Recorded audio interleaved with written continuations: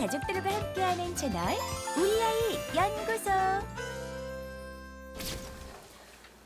정상 발달 5살, 7살 남매와 거북이 18개월 막내를 키우고 있어요. 뇌병변 장애로 결정되었습니다. 어느 날 장애인 자리에 주차를 하니까 둘째, 엄마 왜 장애인 자리에 주차해? 동생이 장애 등록을 해서 이 자리에 댈 수 있어. 둘째, 그럼 동생이 장애인이야? 이러더라고요. 맞는 말이지만 듣는 순간 가슴을 쥐어짜는 느낌이 들었어요. 같은 딸이지만 거북이 딸이 더 마음이 찡하네요. 설명을 하려고 생각해보니 쉽지 않더라고요. 장애인에 대한 인식도 걱정되기도 하고요. 혹시 정상 발달 아이, 거북 자녀 모두 두신 부모님들은 정상 발달 아이에게 거북이 형제에 대한 얘기나 장애에 대한 설명을 어찌 해주시나요? 지혜롭게 설명하여 성인이 되어서도 인성이 바른 아이들로 키우고 싶습니다. 참 이렇게 비장애 형제한테 이제 커밍아웃 해야 될 때 어떻게 하셨어요? 이게 공식적으로 하셨어요? 이렇게 물어봤었나? 물어봤던 것 같아. 아니, 그러니까 이렇게 물어보진 않았지만.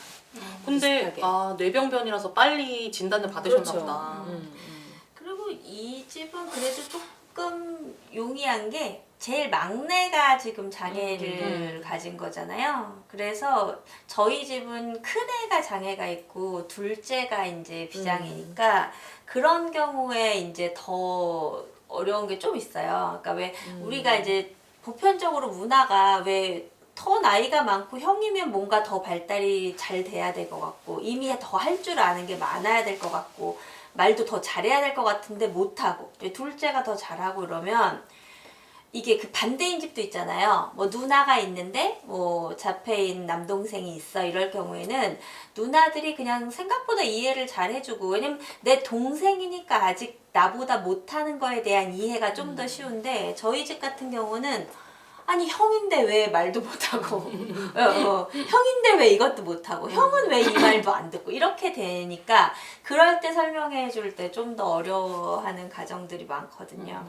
그러니까 나는 어릴 때는 그러니까 이제 아이들 어릴 때요. 학령기 때는 정확하게 잘 얘기를 못 해줬던 것 같아요.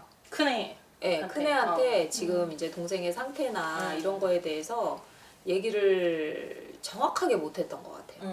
못하고 그냥 이제 아는 거지. 말 안 해도 아는 거지. 걔도 알고 말을 안 해도 어느 순간이 딱 지나니까 엄마가 뭐 구체적으로 뭐 동생은 장애인이야 이렇게 말은 안 했지만 아는 거고 나도 그냥 어느 정도 되니까 어느 순간이 되니까 아 쟤도 그냥 짐작을 하고 있구나. 우리 동생에 대해서 자기 동생에 대해서 짐작하고 있구나. 그냥 이랬던 것 같은데 그게 지금 생각해 보면은 되게 좀 후회스럽기도. 그때는 그렇지 않아? 우리 어릴 맞아. 때는 나도 아직 수용이 안 됐어. 맞아. 나도 수용 안 됐는데 누구한테 이거를 설명을 맞아. 해. 그러니까 그랬던 것 같아. 그래서 막 나는 그때 막 초등학교 때까지만 해도 계속 치료하면 좋아지지 않을까라는 희망이 있어가지고 내가 그런 상태인데 예를 들어 네 동생은 장애인이야 이렇게 얘기하는 거는 마치 무슨 뭐 사형 선고처럼 정말 그렇게 딱 확정을 하는 거잖아. 장애인이야. 장애인이라고 하는 거는 이미 비장애인이 될 수 없어. 막 이제 이렇게 하는 것 같으니까 그때는 나한테는 장애인 아니면 비장애인밖에 없는 거야.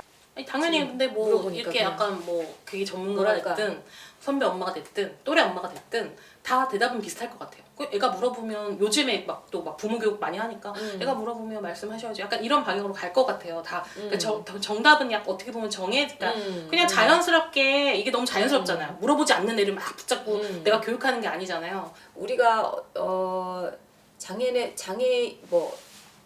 대한 정보나 지식이나 이런 걸 알지 못해도 일단 이 가족 안에서 자연스럽게 나와 다른 사람에 대해서 그러니까 신체가 다르거나 정상 발달하지 않아서 신체적인 어떤 다름 아니면은 보이지 않는 그런 특성이 다름을 자연스럽게 얘기를 할 수 있었으면 좋겠어요.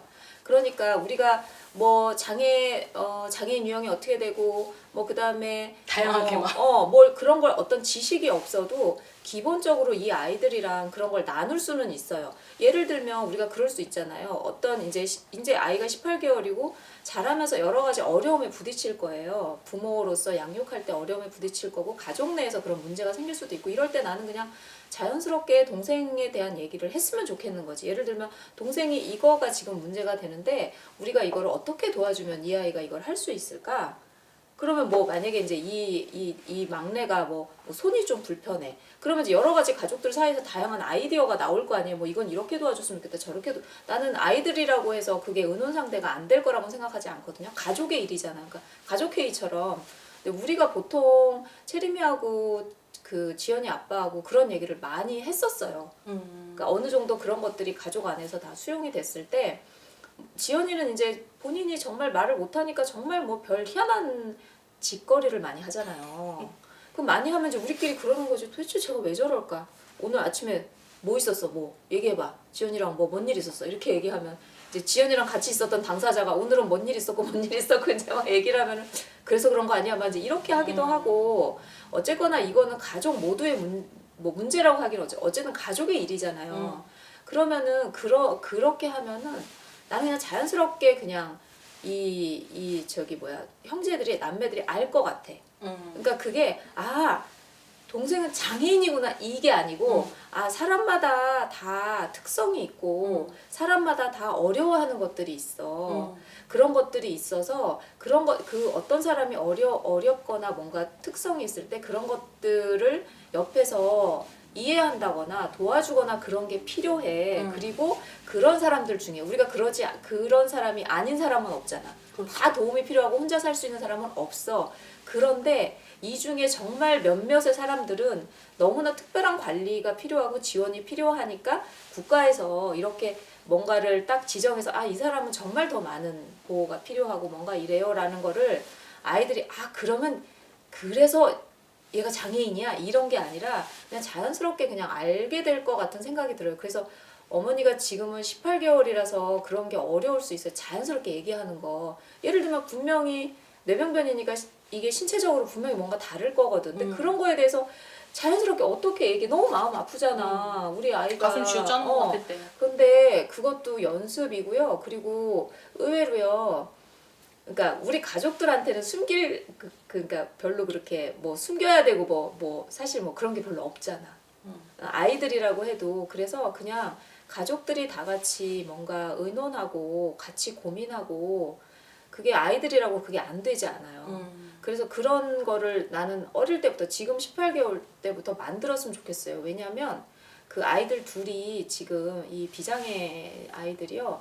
얘네들이 점점 크고 이제 동생은 뇌병변이니까 엄마가 굉장히 많이 시간을 막내한테 많이 할애를 해야 돼요. 그러니까 지금은 18개월이니까 얘네들이 잘 모를 수도 있다니까요. 근데 어느 정도 되면 계속 이 동생한테 엄마가 매여 있는 것 같아. 나는 엄마 사람 필요한데 나도 아간데 그러면 그럴 수 있거든요. 그럴 때가 와요. 그러면 이제 점점 얘네는 그런 불만들이나 그런 속상함이나 정서 지지를 자기네 받아야 되는데 못 받으니까 그런데 그걸 어릴 때부터 같이 의논하고 뭔가 그러면 서로 그런 것들을 얘기 안 해도요. 서로 어떨 때는 내가 정말 막 육아로 지쳐있고 이럴 때 아이들이 와서 그거를 지지해 줄 수도 있어요. 이 비장애 아이들이. 그래서 이게 이제 지금부터 진단받아가지고 앞으로 계속 지원을 해줘야 되는데 가족들이 그러려면 그냥 지금부터 그러니까 어머니가 걱정하시는 게 우리 큰 아이들한테 어떻게 좋게 내가 이걸 인식시켜 줄 수 있을까.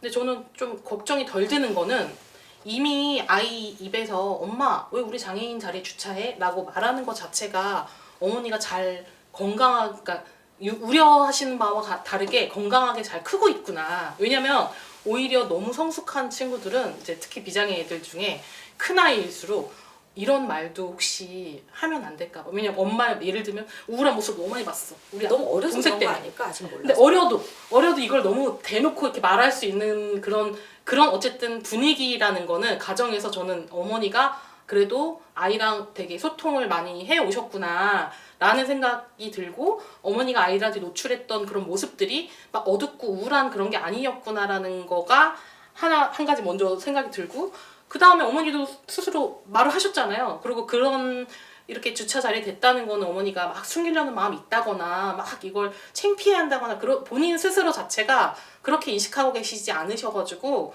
그냥 둘 다 너무 자연스러운데 정말 답은 없는 것 같아요. 선배님 말씀처럼 이게 첫 번째 다르고 내가 10번째 말하는 거 다르고 그 경험에 사실 좀 어떻게 보면 그렇잖아요.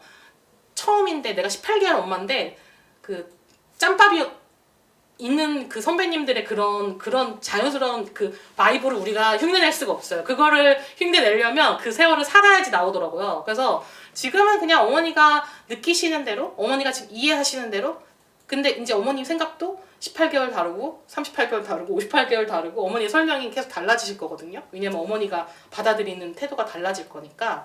그래서 아이들은 이미 너무 잘 크고 있고 요즘은 저희 때랑 달라서 이미 사회적인 인식이 되게 많이 높아졌어요. 그리고 기관 같은 데서 교육도 굉장히 잘 해주고 아이들이 궁금해하면 서로 찾아볼 수 있게도 유튜브 같은 데 같이 내가 하는 게 너무 힘들다 검색해 보셔도 되고 이미 5살, 7살이면 기관 다니고 있을 건데 같은 반에 있을 수도 있거든요. 꼭 뇌병변이 아니어서 사실 그 친구가 장애라는 걸 인식하지 못하고 있을 수는 있어요. 또 통합이 너무 잘 되고 있으면 애들은 또 모를 수도 있어. 통합이 너무 잘 되고 통합하고 있으면. 있는데. 근데 그런 애들도 꼭 그 1년에 한 번씩 장애인의 날 때 이런 거 인식은 꼭 장애라고 지칭하지 않아도 사람은 모두 다 달라 해가지고 아마 교육을 받을 거라서 그거는 사실 어른들이 우리가 어릴 때 사실 장애 인식이 많이 어두웠잖아요.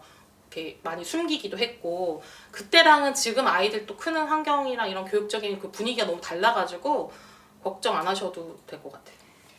그리고 이제 저는 이 얘기를 듣다가 이렇게 상상해봤어요. 둘째가 그럼 우리 동생이 장애인이야? 라고 하면 이렇게 어머니는 가슴이 좀 쥐어뜯기는 느낌이라고 했겠지만 이게 본인이 좀 준비가 되면 장애인이야. 그래서 너가 생각하는 장애인은 어떤 사람이 장애인인 것 같아? 이렇게 얘가 왜 장애인 자리에서 우리 동생이 장애인이야? 라고 했다는 거는 얘 머릿속에 어떤 장애인에 대한 이미지가 있다는 떠올린 게 거잖아요. 있다는 그래서 거니까. 이제 그거를 이렇게 물어보면서 그러니까 장애인이라는 거는 이렇게 태어날 때부터든 아니면 어떤 병이나 사고로부터든 어떤 신체적인 거에 대해 특히 이제 지금은 신체가 많이 보일 테니까 신체적인 거든 정신적인 거든 좀 어려움을 갖게 된 상태다 이렇게 얘기를 하면서 좀 풀 것 같고 그래서 이제 우리가 좀 각자의 갖고 있는 어려움들이나 이런 거 얘기해 줄 수 있잖아요. 그리고 다름에 대해서 얘기하고 그리고 정말 아이들은 이미 다름의 교육을 장애인의 날마다도 받고 네. 1년에 몇 번씩 받아서 인식이 있을 것 같고 그리고 이제 그걸 또 걱정할 것 같아요. 그러니까 그 동생이 장애인 것 때문에 일종의 놀림을 받을 수도 있고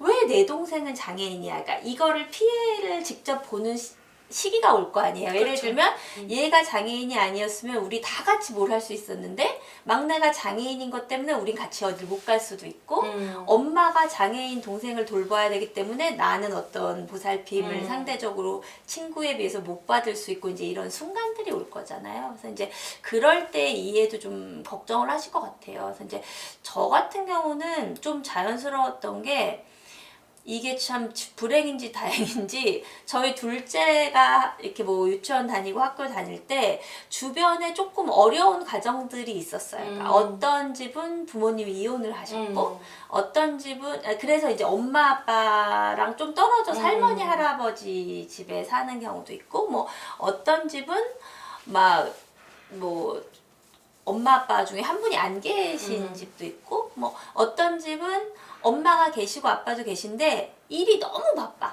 그래가지고 얘가 약간 좀 보살핌을 잘 못 받는지 여러 가정의 모습을 얘가 본 거예요. 그러니까 얘가 보기에 우리 아들이 보기에 우리 집은 형아는 장애고 말을 잘 못하는데 다른 집 엄마보다는 우리 엄마가 이렇게 나한테 관심을 좀 주고 있고 뭐 이런 좀 차이들이 보인 거죠. 그래서 이제 제가 그런 얘기 했던 것 같아요. 그러니까 어느 사람이나 어느 가정이나 그냥 어려움이 있을 수 있다. 그래서 왜 그렇잖아요. 어느 집은 경제적으로 너무 어렵고 어느 집은 막 무슨 고부 갈등이 너무 심하고 이런 것처럼 그냥 사람의 삶에 갖고 있는 어떤 어려움들이 있는데 우리 집에는 요 어려움이 좀 온 거 그냥 그거는 또 이렇게 헤쳐나가면 되는 거로 그냥 좀 이해를 시켰던 것 같아요.